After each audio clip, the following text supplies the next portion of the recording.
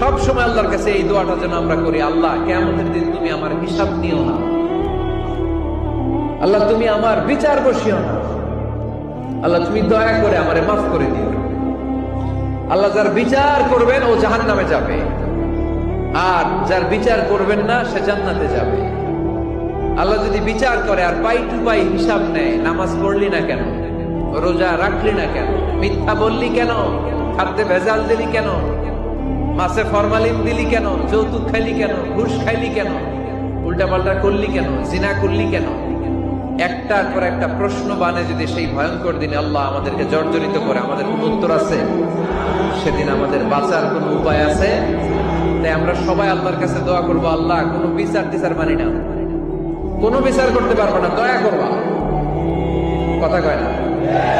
কি করবে? এবার আওয়াজ করে বলেন, বিচার চান না দয়া চান?